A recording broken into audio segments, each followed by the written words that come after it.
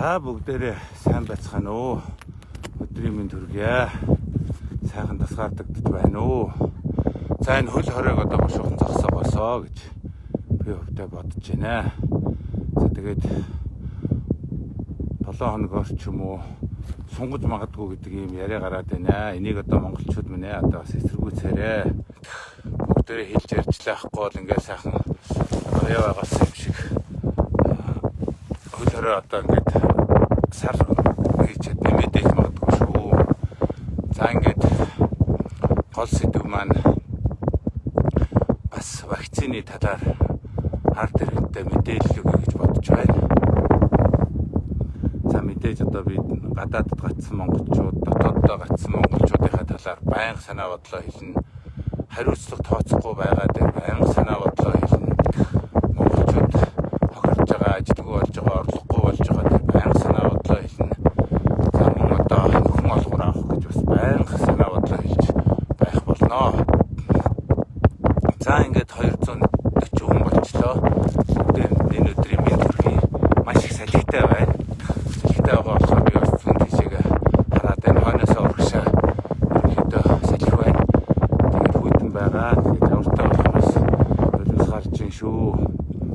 За дэлхийн баян улсууд Англиас эхлээд ард иргэдтэй хөгшчүүлдэ эмнэлгийн ажилчдаа коронавирусын эсрэг вакциныг тавиад эхэллээ.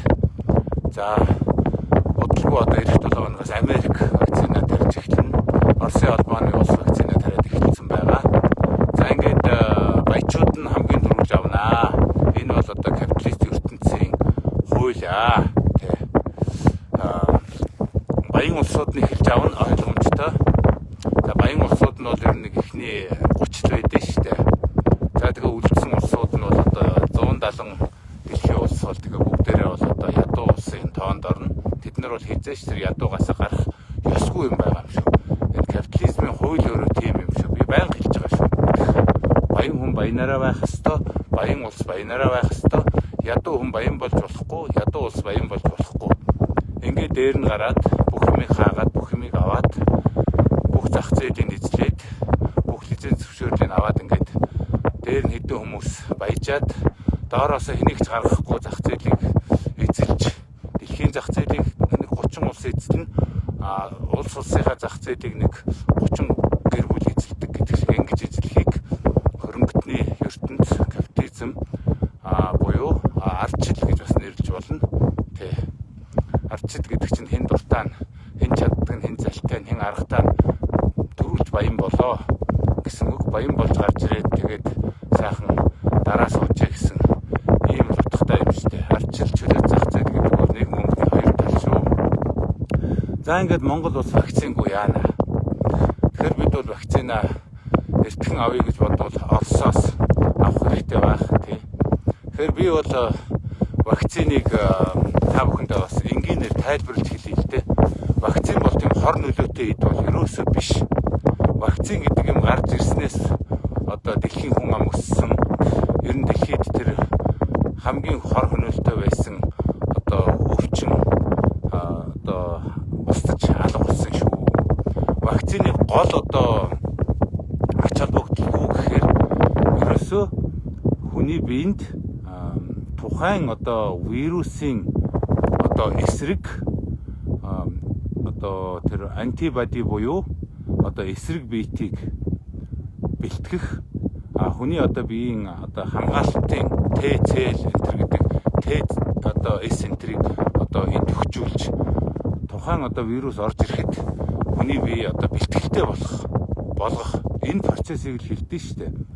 Хүний биед тухайн вирусын одоо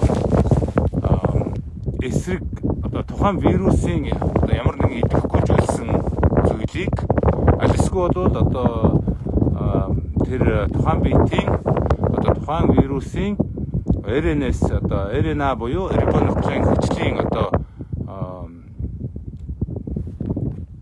биетийг хийж тэгснээрээ одоо хүний бие андуурч за вирус ороод ирлээ гэж бодож яг тэр вирусын эсрэг одоо антибоди за мөн Т-цел энтрээ бэлтгэдэг. Ингээд тухайн вирус ороод ирэхэд нь хүн одоо эсэргүүцэх одоо чадвартай болчихсон байдаг юм байхгүй. Ерөөсөө ингэж хүний биед жоохон өчүүхэн хүний биед ямар ч хор болохгүй зүйлийг хийж хүний биеийг хуурж идэвхжүүлдэг л учиртай юм. Тийм учраас одоо вакцины хортоо орж ирээд одоо хүний биед муу нөлөө үзүүлэн цаашдаа янз бүрийн юм болно гэж ерөөсөө бодох шаардлагагүй. Би бас эмч хүний хувьд тэр тусмаа одоо Германд ангаах сурсан хүний хувьд Германд ч тэгэж холигдож хүнийг сургадгүй юм шүү те. Үнэхээр эсийн төвшөнд хичээлийн заадаг. Зүүн Германы эрүүл мэнд бол баруун Германтайгаа тэнцэхээр юм хөгжилтэй байсан юм шүү. Эмч нар бол зүүн Германд шууд одоо эмчлэх лицензийг барууных болгоод тэр 90 онд шууд эмч нар бол эмчилгээгээ хийгээд явсан. За одоо бусад эдийн засаг өөр зүйлүүд бол бүгд одоо шинээр сургалтанд хамрагдсан шүү дээ. Тийм болохоор бол би вакциныг ард иргэдтэй идэвхтэй тариулаараа ханиадны вакцинч байсан, юуны вакцинч байсан хэрэглэхээр хэрвээ болох юм бол хэрэгтэй гэж үзвэл хэрэгжилж байгаараа. Энэ бол ерөөсөө хүний биед тийм аимшигтай хортой юм ерөөсөө ямар ч хоргүй аюулгүй юм байгаа юм шүү гэж хэлмээр байна. За ингээд Оросын вакцинч бай, Хятадын вакцинч бай, аль одоо төрүүлж одоо олдсныг бид нар одоо хэрэгжилж явах хэрэгтэй юм шүү гэж би бас хэлмээр байна. Тэгээ вакцин хийхэд нэг тийм одоо Америк шиг, Герман шиг, Япон шиг тийм өндөр одоо хөгжид бол бас шаардлагагүй юм байгаа юм шүү. Яг нарийн Оросууд бол энэ вакциныг хийж чадна, Хятадууд хийж чадна гэдэгт бол би итгэлтэй байгаа. За ингээд миний хэлэх бас нэг зүйл бол гадаад дотоод гацсан монголчууд минь те та нарын минь их зоож ин шүү те. Өнөөдрийг болтол одоо гадаадд хэдэн мянган монголчууд нислэг байхгүй одоо хүний нутаг гүний хошоонд зовж байгаа шүү. Монголчуудаа энэ хэний буруу юм бэ? Яагаад монголчууд ингэ зовж явах ёстой юм бэ? Гадаад ингээд яагаад гацах ёстой юм бэ монголчуудаа? Элэг нэгт монголчуудын маань ингэ зовоож яах гэдэг юм бэ? Дотоод гацснаасаа болж энэ нэг ганц сар хүрэхгүй хугацаанд бас ямар гамшиг Монголд нүүрсэнийг бас та нар өөрсдөө харсан шүү дээ. Гадаад байгаа хүмүүс яаж зовж байгаа вэ монголчуудаа? Энэ хүмүүстэй та нар тусалж нэг гадаад гацсан монголчуудаа аваач. Яагаад эднийг зовоогоод байгаа юм бэ гэж нэг давуулгаалж гэж нэг санал бодлоо хэлж тэднийг нэг өмөрч хамгаалж хайцаалдаг тийм монгол электнүүд байна уу? Дээр нэмээд энэ хөл хорионоос болж маш их хохирол учирч байна. Эннийхээ одоо нөхөн олгороо нэхээч монголчуудаа. Шахмал түлш үнгүй болгооч. Цахилгааныг үнгүй болгооч. Дулааныг үнгүй болгооч. 6 сар хүртэл шүү бүгд ингэ. Бусад одоо янз бүрийн татвар төлбөрөөс чөлөөлөөч. Урт хугацаагаар хагас жилээр шүү дээ бүгдийг. 1 сая төгрөгөө олгооч. Энийг бас хэлмээр байна. За дээр нь нэмээд одоо пив вино байна. Пив вино бол соёлтой хэрэглээ юм шүү дээ. Тэгэхээр одоо ард түмнийг пив болохгүй, вино болохгүй бүх юм ингэж хорж сар боллоо. Одоо энийг бас болмоор юм шүү.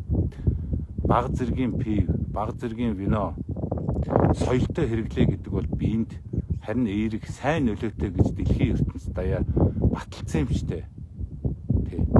Бага зэргийн пив, бага зэргийн вино хүний биеинд сайн гэж тэ. Энэ туршилтаар батлагдсан юм шүү дээ, тэ. Энийг би өөрөө хоёр нүдээрээ үзсэн. Энэ магадгүй одоо зарим хүмүүс энэ дээр ууралж магадгүй пив арх сурталчлаад байна гэж тийм биш юм аа, тэ. Хүн төрлөختөн чинь бас хүмүүс чинь бас